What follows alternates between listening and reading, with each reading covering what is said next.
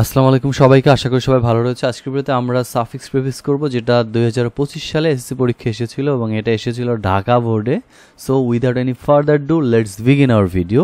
এই ভিডিওতে আমরা এটাকে এমনভাবে ক্লিয়ার করব যাতে হচ্ছে অর্থ বুঝে বুঝে সবগুলোকে এরকমভাবে করার চেষ্টা করতে পারে এবং কিছু ছোটোখাটো রুলসও শিখবো যেগুলো একদম বেসিক সাফিক্স প্রিফিক্সে।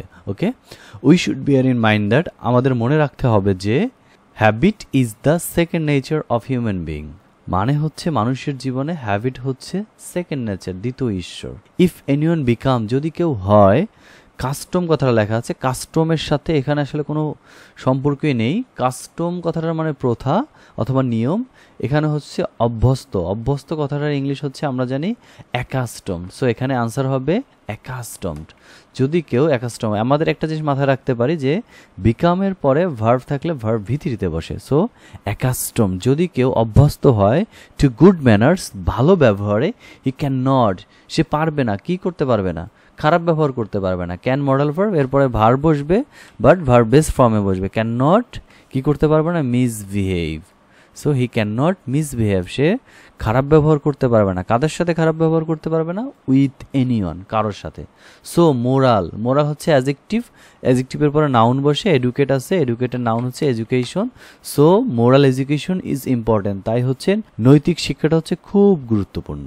ওকে, তারপর চলে যাই from the early part of life, জীবনের প্রথম দিক থেকে। চাইল্ড লেখা আছে, চাইল্ড হচ্ছে সিঙ্গুলার, এটার প্লুরাল হচ্ছে চিলড্রেন। সো যেহেতু সেন্টেন্সের সাবজেক্ট হবে, সো চাইল্ডও নাউন, চিলড্রেনও নাউন। চাইল্ড সিঙ্গুলার, আমরা প্লুরালটাকে ব্যবহার করলাম যেহেতু এটাকে চেঞ্জ করতে হবে। আমরা এখানে সাফিক্স হিসেবে ইএন ব্যবহার করলাম। ওকে, চিলড্রেন মাস্ট বি টট, মানুষ চিলড্রেনদেরকে শেখাতে হবে। কি শেখাতে হবে? দা কি পার্থক্য, পার্থক্য ইংলিশ হচ্ছে difference. Okay, the difference between right and wrong and trying to follow what is right and what is wrong, এবং তাদেরকে এমনভাবে প্রশিক্ষণ দিতে হবে যে কোনটা সত্য কোনটা সঠিক সেটার দিকে যাওয়া এবং what is wrong কোনটা ভুল সেটার দিক থেকে দূরে থাকা। হিয়ার ট্রেন কথাটা লেখা আছে, আমাদের সেন্টেন্সের সাবজেক্ট হবে কারণ মিন্স হচ্ছে এখানে ভার্ব। সো ট্রেনের ভার্ব হচ্ছে training. So here training means, training মানে হচ্ছে the dash of habit on right lines, মানে ঠিক পথে হচ্ছে হ্যাবিট মানে অভ্যাসের সৃষ্টি অথবা গঠন। এখন এখানে একটা জিনিস মাথায় রাখতে হবে, যদি কোনো সেন্টেন্সে দেখো যে দা আছে এবং পরে হচ্ছে অফ রয়েছে, এর মাঝখানে সব সময় নাউন হবে। সো ফর্ম মানে গঠন করা একটা ভার্ব, এটা নাউন হচ্ছে ফরমেশন।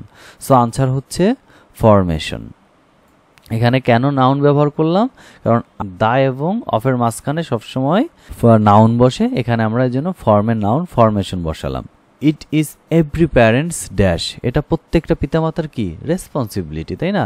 রেসপন্সিবল মানে হচ্ছে আমরা সবাই জানি দায়িত্বশীল অথবা কর্তব্যপরায়ণ। তো আমাদের এখানে হবে কর্তব্য বা দায়িত্ব, তাই আমরা এখানে ব্যবহার করলাম রেসপন্সিবিলিটি।